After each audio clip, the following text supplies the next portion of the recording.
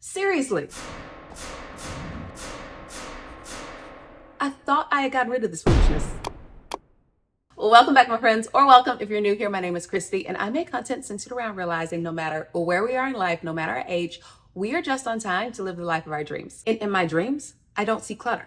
But when I open my eyes and I go inside my closets and in my dressers and in the cabinets, it's there, which is crazy because we just did this. Many of you followed along and watched me get rid of all of this foolishness as me and the hubs were preparing to move. You congratulated me. We motivated each other. I patted myself on the back. We moved and then we realized we still got some decluttering to do. Now I'm giving myself grace because these last few months have been hectic, but it's time and I'm ready. And so we're bringing back the 30-day throwaway. If you're part of my end of the year show up challenge, then you already know that this is part of how we are using the next 90 days to finish out this year strong and start 2025 out on the right foot. If you haven't already joined, girl, it is totally free, and you can check out all of the details in the video linked in the description below. And today I'm sharing the plan to use the next 30 days to fully declutter our lives, or at least start the process.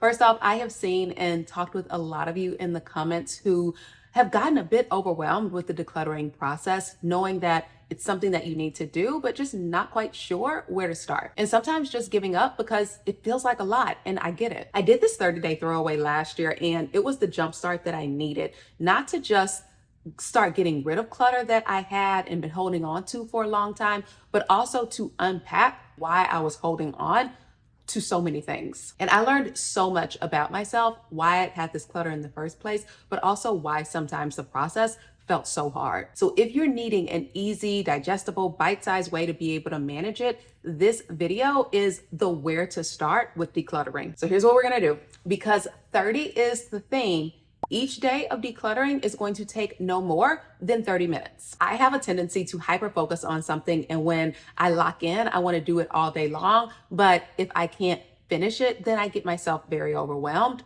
So I have to put some limits in place. Feeling like we have to tackle the whole thing at once is what leads to that feeling of overwhelm. So because we want it to be something that we can do in 30 minutes, I sometimes like to apply the power of one dresser, one drawer, one kitchen cabinet. It's not too overwhelming, but it allows us to be able to tackle a lot and see a lot of progress in a short amount of time. I tried at first to do a whole closet and realized that that took me a few hours, and that's not for this 30-day throwaway. So instead of doing the whole closet, think about what is one thing that you can do within that. Just the dresses or just the pants or something like that. Instead of the whole craft room, just declutter the markers. Instead of the whole garage, just declutter the tools. You get where I'm going. The goal is to choose something that can complete it, say it with me, within 30 minutes. Next up, we are getting rid of it immediately. Whether that is donating it or selling it or taking it to the trash, whatever it is,